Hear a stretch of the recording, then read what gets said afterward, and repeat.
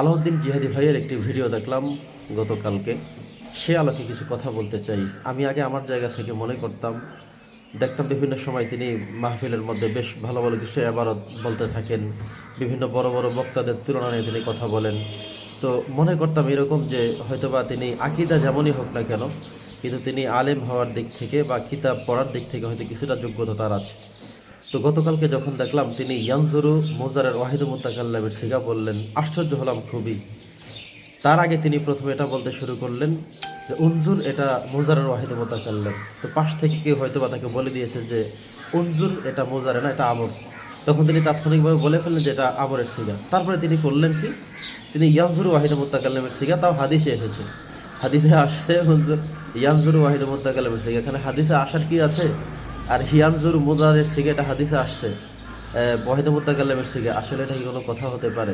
তো এখানে উনি যতটুকু উল্টাপাল্টা করলেন তাতে এতটুকু বুঝলাম যে আসলে তিনি সরফের এই জায়গাটা ভালো দক্ষতা নেই। তো আমি যেটা বলতে চাই যে ভাই, মাহফিল আপনি করবেন, মাহফিল আপনি কথা বলবেন, তাফসির করবেন, আলোচনা করবেন, সেটাই তো মূল বিষয়।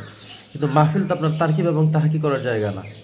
আর সেটা যদি আপনি 100% শিওর হয়ে থাকেন, ভালো পেরে থাকেন, সেটা আলাদা কথা। কিন্তু আপনি যেটা ভালো করে পারেন না, তাহাকিক এবং তারকিবগুলো, সেটা আপনি মাহফিলে গিয়ে যদি এখানে ইয়ানজুরু আনজুরু নানজুরু এই সমস্ত কথাগুলো বলতে যান, তখন আসলে বাস্তবতাটা হয় কি, মানুষকে কেন সুযোগ তৈরি করে দেন এই সমস্ত কথা বলবার জন্য? দর্শক, আপনাদেরকে কমেন্টস বক্সে আমি ভিডিওটা দিয়ে দেবো, আপনারা দেখবেন। আমরা আশা করব আলাউদ্দিন জিহাদি ভাইয়ের প্রতি পরামর্শ থাকবে, মাহফিলে কথা বলবেন তাফসীর সংক্রান্ত বিষয়, যেটা আপনি ভালো পারেন বুঝেন, আকীদা ঠিক করে কথা বলবেন, এটা পরামর্শ থাকবে।